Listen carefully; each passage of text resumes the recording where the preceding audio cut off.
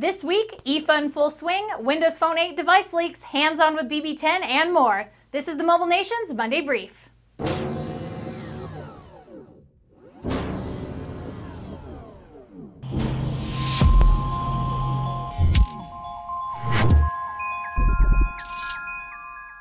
Greetings, mobile delegates. I'm Ashley Esqueda, and you're tuned in to the Mobile Nation's Monday Brief. This week, Android Central put a team on the ground in Berlin, Germany to cover IFA 2012. It's a good thing they did because Samsung and Sony both announced a handful of Android devices. Sony unveiled a new line of Xperia Arcs, while Samsung trotted out the Galaxy Note 2 and the Galaxy Camera. That's not all Android Central got to check out, though. They also took a look at the new HTC Desire X, Huawei's new Emotion UI, and the LG Optimus L9. There's a ton of coverage over at androidcentral.com/IFA, so if you're interested, head on over and get all the details. CrackBerry had some majorly exciting news last week. They got an actual hands-on with what will be the first round of BB10 phones. This is a big deal for anyone in the CrackBerry Nation, and even though Kevin and company aren't quite allowed to share video or pictures or a lot of detail, they were allowed to talk about their impressions after playing with both the physical keyboard device and the touchscreen phone.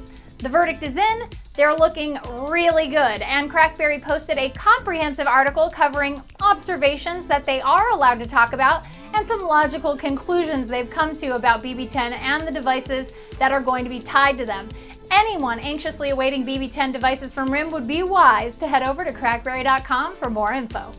iMore dealt with an intriguing rumor last week as some allied sites had a good look at the reported hardware on the next iPhone, and they came to the conclusion that NFC would likely not be on board.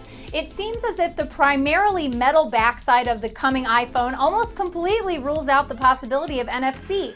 However, it seems the iMore Nation is split between feeling NFC payment isn't quite prevalent enough to include in this generation of iPhone, and then feeling shocked that the up-and-coming payment option won't be a reality this time around. As always, we never really know what Apple's real plans are, so we'll have to wait until their official event to find out the truth, which will likely be sometime this month. As Microsoft prepares their Windows Phone 8 rollout, Windows Phone Central got their hands on some leaked photos that appear to be the Nokia Lumia 820. It's looking more and more like the real deal, and it's got rounded corners, flat glass, and a larger surface area, but with a thinner profile than the Lumia 900. Rumored specs for the device include a 1.5 GHz dual-core processor, a 4.65-inch AMOLED display, NFC LTE, a microSD expansion slot, and maybe even a little PureView camera technology.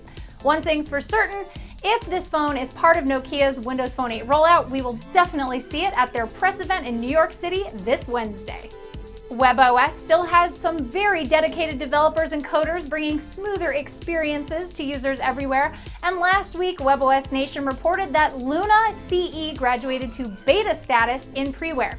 Luna Siiii is a homebrewed system of the Luna System Manager that offers enhancements to the WebOS experience like tabbed card stacks, a ripple effect toggle, and app switching gestures.